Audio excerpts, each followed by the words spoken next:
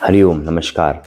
मैं देवाशीष द्विवेदी फिर से आपका स्वागत करता हूं डिवाइन वेद लाइफ के अंदर। दूसरा वीडियो बनाने में थोड़ा सा समय लग गया और मेरा आप आलस्य प्रमादी समझिए इसके लिए मैं आपसे क्षमा चाहता हूं। आज का जो हमारा टॉपिक है वो टॉपिक जो है बहुत कॉमन हमारी ज़िंदगी के एक प्रॉब्लम कह सकते हैं उसको, वो उससे रिलेटेड है, जिसको हम कहते हैं कि प्रारब्ध। हम लोग हमेशा एक सोचते हैं ना यार, ये इंसान अगर ज़िंदगी में नहीं होता बाकी सब तुम्हारी ज़िंदगी बहुत अच्छी चल रही थी, कोई दिक्कत नहीं थी, हम लोग बहुत खुश थे। लेकिन इस इंसान की वजह से जो है हमारी ज़िंदगी में कोई ना कोई दुख तकलीफ आ रही है।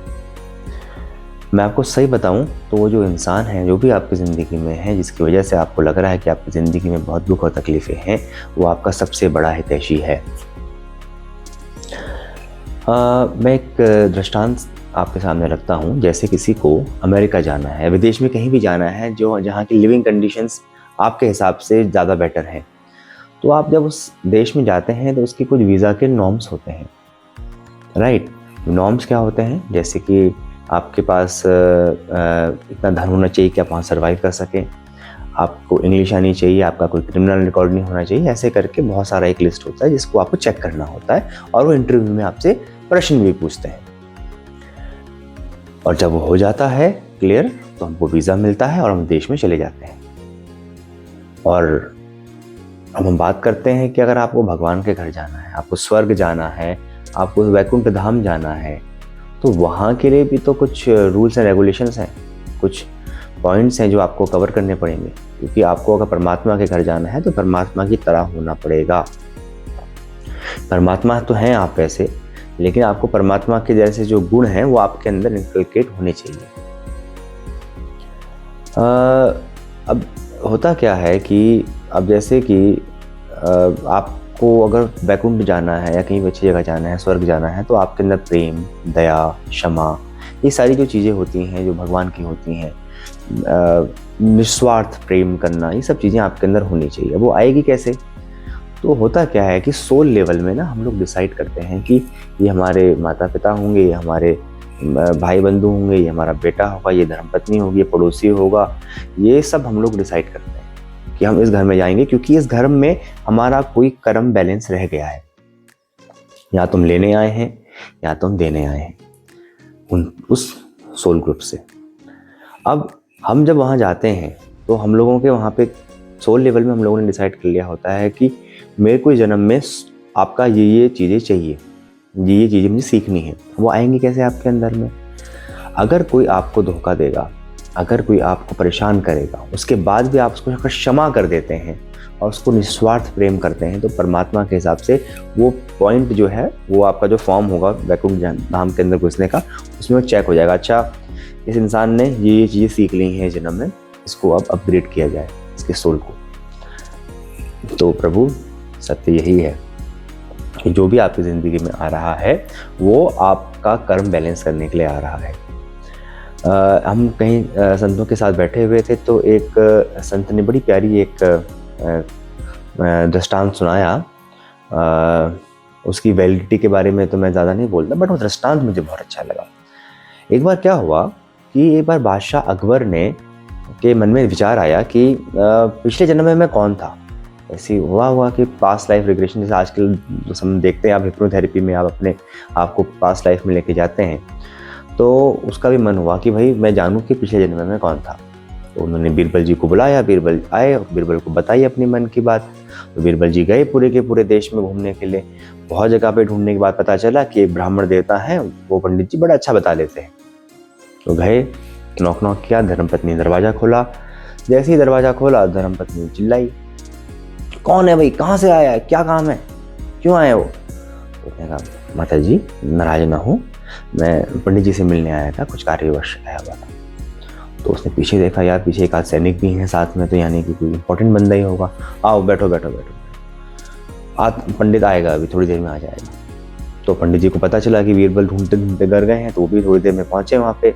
जैसे घर पहुंचे तो धर्मपत्नी भड़क पड़ी, कहाँ घूमते रहते हो दिन भर तुम, हमारे को समझ में नहीं आती है बात, ये वो करके लड़ने लगी, कोई मिलने आया है, ये वो करके उनकी बहस शुरू हो गई।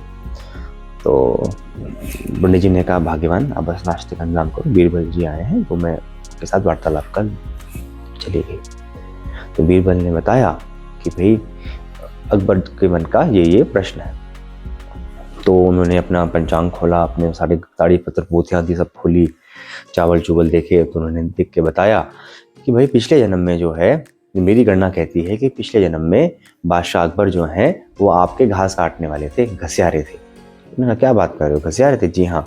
ने कहा कि वो घसियारे थे, वो क्या करते थे कि जंगल जाते थे, घास काटते थे, घास का पूला बनाते थे और उस पूले को गांव वालों को दे देते थे। गांव वाले उनको उस घास के बदले में रोटी दे देते थे।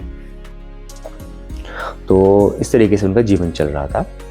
एक दिन क्या हुआ कि नदी के किनारे उनको एक संत टकराए। जब वो संत आए तो उन्होंने संत की बहुत सेवा करी, बहुत सेवा शुश्रू करके बाद उनको उनसे पूछा, संत ने पूछा कि बेटा मैं तेरे से बड़ा प्रश्न मतलब खुश हूँ तेरे चीज़ों से, तेरी सेवा से, तू कोई एक वरदान मांग।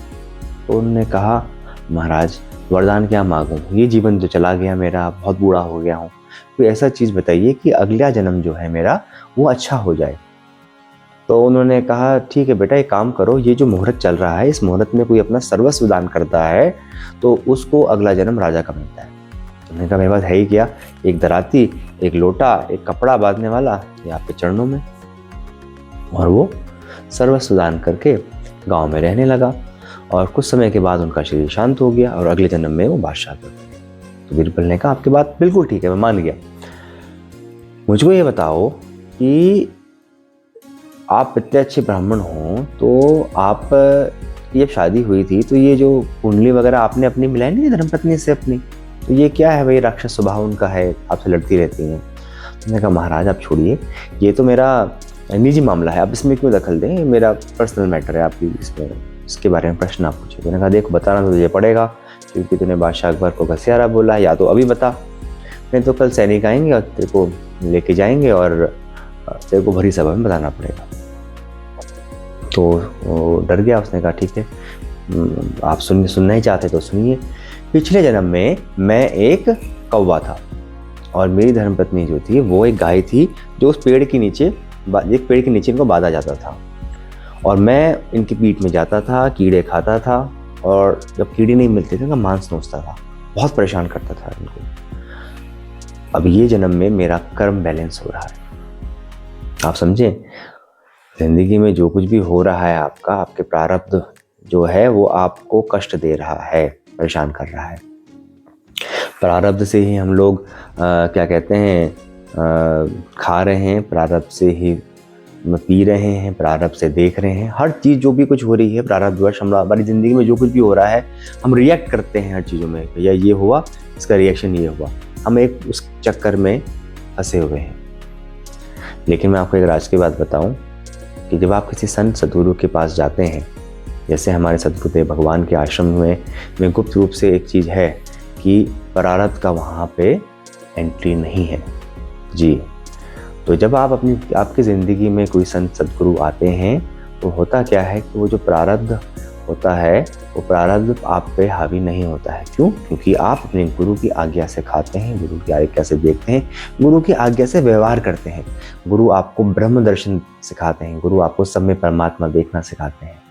यानी कि आपकी ज़िंदगी में जो भी अभी हो रहा है, जो भी स्थितियाँ हैं, वो आपको उसमें आपको ब्रह्म भावना लेके आनी है, ये परमात्मा ही कर रहा है, तो आप इस फेरे से बाहर निकल जाएंगे। ये एकदम सत्य है।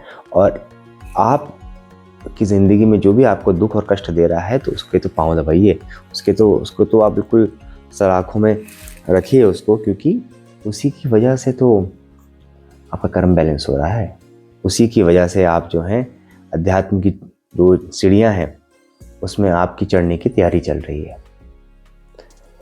बस आज इतना ही शेयर करूँगा और बहुत बहुत धन्यवाद आपका मेरे को सुनने के लिए। जल्दी मिलते हैं अपने तीसरे वीडियो के साथ। धन्यवाद। हरिओम। हरिओम।